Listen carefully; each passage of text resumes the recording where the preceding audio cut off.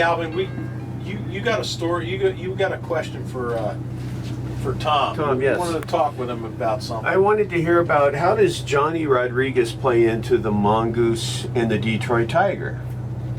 Well, Johnny Rodriguez was one of McEwen's fans. I mean, he loved Johnny Rodriguez. And he came to Indy one year, and he sat in the car, and he was having a concert there. So we wanted to go to the concert. We didn't give a fuck about maintaining the car.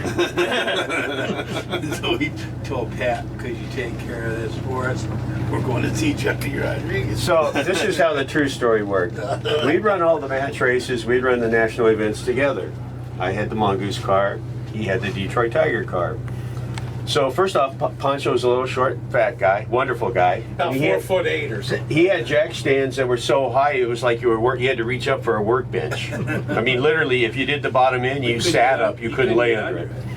So Prock would sit in the crew cab with the Mongoose with the air conditioning on, playing Johnny Rodriguez like two little gay boys. And I would get done with the Goose's car, and I'd walk up to the truck and I'd go, I'm done. And Prock would do this. Come around the other side. He'd open the window this much. He'd say, do me a favor, knock the heads off of my car. Let me know how it looks. The Pat Galvin. I mean, the guys, they were characters, but the camaraderie between, like, the Blue Max and... Well, it's just like you guys. You guys are a bonded team. You can see that. You can feel it.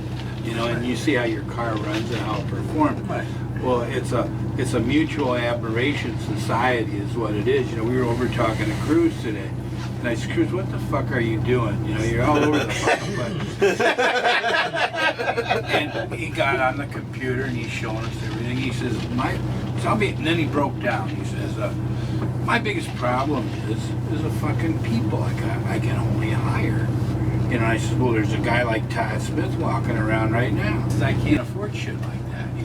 He says, a crew chief comes in, he wants to sit at the fucking computer. You can't yell at him, because if you talk a little sharp to him, he quits. That ain't the way around here. Yeah. We get yelled at every day. When they talk nice to us, we're like, whoa.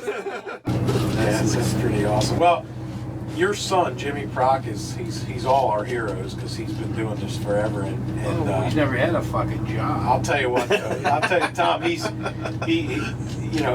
just for us to be able to race against him last year in the championship race it was an honor to Jon O and I. We had a great time.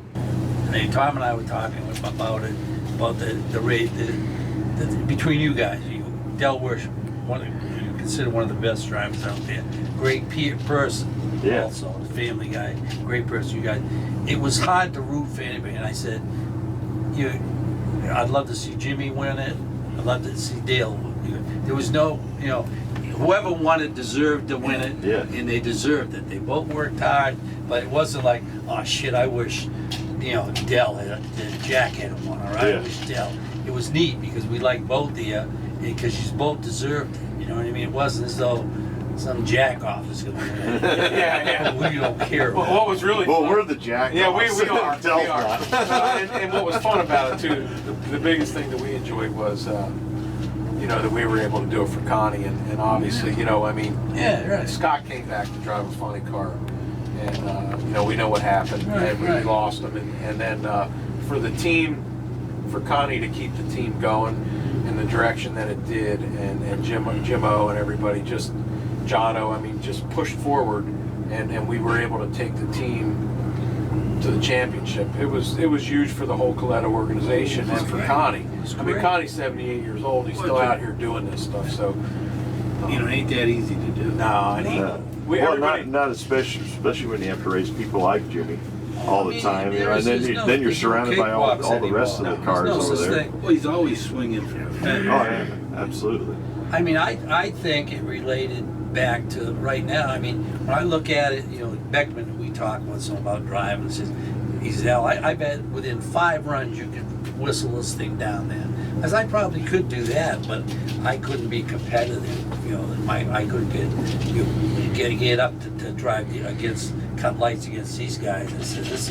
I'd like to awesome. I could throw both you guys in a nostalgia car and have a side-by-side match race, like in Bakersfield. Now that'd be, That would be fun. yeah.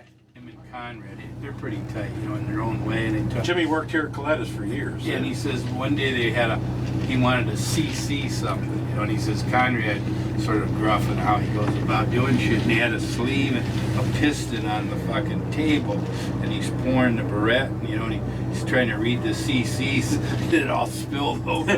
Conrad's scooping them. That's close enough. It's been late night with Buck and Jon O. But it's also been a history lesson. Well, yeah, I mean, we got these guys on, and you know, it's just cool hanging with them, hearing the stories. Pat Galvin, the most famous guy ever. In Oh, Texas. ever. Definitely. Had a rough childhood because he worked for Snake, but it's been a